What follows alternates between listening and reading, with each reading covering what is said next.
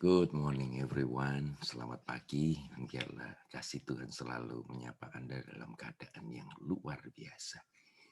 Nah, inilah yang mengalir di dalam DNA kita, ya, dominion. Arti dalam bahasa Indonesianya dominion adalah berkuasa penuh, mendominasi. Nah, mulanya bukan terhadap sesama manusia, tetapi terhadap semua ciptaan Tuhan dan alam semesta. Itu tugas manusia, untuk mendominasi apapun yang Tuhan ciptakan di atas muka bumi. Tetapi tidaklah untuk mendominasi manusia lainnya. Tetapi seperti yang Anda ketahui bahwa iblis itu adalah memang tukang perusak.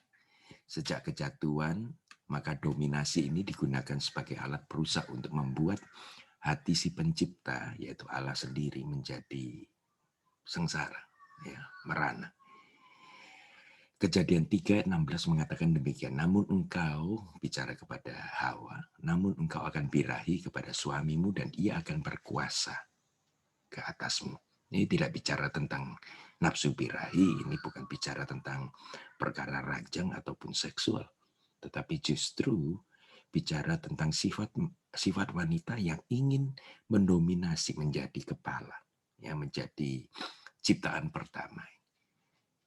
Nah, bukankah tidak ada seorang pun dari kita yang luput dari pekerjaan iblis ini? Kita lihat di mana-mana, bahkan mungkin terjadi dalam rumah tangga kita. Ya, kita pernah didominasi oleh orang lain, juga kita pernah mendominasi orang lain. Nah, bicara tentang roh Isabel ini, saudara, Jezebel Spirit, maka satu roh jahat yang bekerja mulai zaman Hawa, ya, sampai hari ini, bahkan kepada kesudahan zaman nantinya. Roh yang sama juga membunuh nabi-nabi Allah yang luar biasa dan menggantikannya dengan nabi-nabi palsu dari neraka itu sendiri. Mereka bernubuat palsu dengan motivasi memanipulasi demi keinginan nafsu diri sendiri. Nah, awasi ini, ya, awasi ini. Roh Isabel ini ada di mana-mana di seputar kita. Bisa gunakan siapa saja yang memiliki ambisi yang kurang murni, yang mementingkan diri sendiri menjadi fokus dan pusat kehidupan. Jangan hanya terbatas bahwa roh Isabel ini terjadi pada wanita, tetapi bisa terjadi pada pria juga. Ya. Mudah sekali untuk mendeteksi seseorang yang bekerja dengan roh Isabel ini. Misalnya orang yang suka mencari pujian karena mereka luka, ya, penolakan. Orang yang suka di posisi mereka untuk mengontrol orang lain, cepat marah dan tersinggung apabila orang itu tidak menuruti keinginannya. Orang yang suka mengaku-ngaku dirinya sendiri, bahkan terkadang pamer kekayaan untuk meneguhkan pengakuan diri sendiri itu. Ya. Orang yang merasa dirinya paling benar, paling kudus, paling segalanya. Terkadang memanipulasi hasil pelayanan dengan berbohong, menambahi berita yang ada. Dan yang paling mematikan adalah orang lain, orang yang merasa panggilannya adalah untuk mengkoreksi, ya, orang lain, mengkoreksi Anda dan saya. Bersumpah akan setia kepada Anda dan orang lain, tetapi meninggalkan dengan mudahnya apabila kemanisan hubungan itu telah menjadi hambar.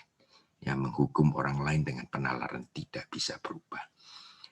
Nah, ciri-ciri jikalau Anda sudah terkena oleh ilmu sirap iblis ini adalah, alias terpengaruh dengan roh Isabel ini, adalah belajar dari reaksi Nabi Elia. Ya, kita akan mengalami takut, isolasi diri, tidak bisa tidur, minta mati. Ternyata minta mati ini, ya, acap kali terjadi dalam kehidupan seorang hamba Tuhan, tetapi mereka tidak bisa mengutarakan secara verbal karena posisi mereka. Bahkan banyak kali hamba Tuhan yang ingin mau mundur dari pelayanan, mau mundur dari Tuhan, merasa tidak berdaya, tidak berpengharapan, bahkan memiliki seksual fantasi yang aneh-aneh, sakit berkesinambungan, dan alami kecelakaan yang aneh-aneh. Nah, itulah contoh-contoh yang di atas, mungkin yang sudah terpengaruh, ya, ataupun terpengaruh oleh roh Isabel ini.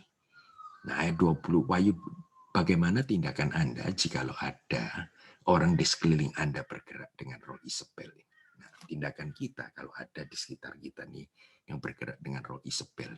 Wahyu 2 ayat 20 mengatakan begini, jangan bertoleransi, jangan membiarkan terhadap roh Isabel. Roh Isabel tidak bisa di dalam pembiaran begitu.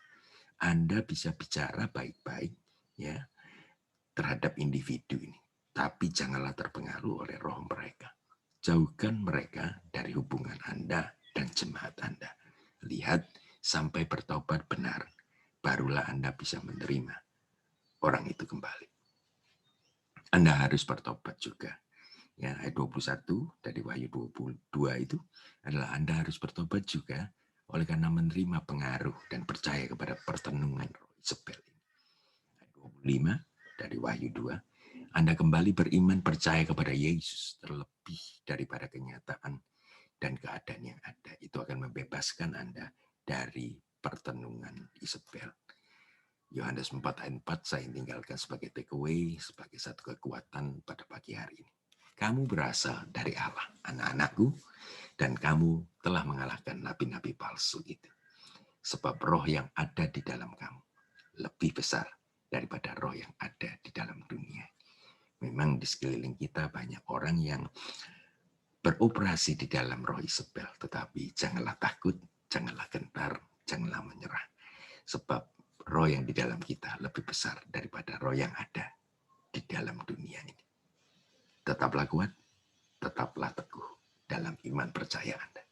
The Lord bless you.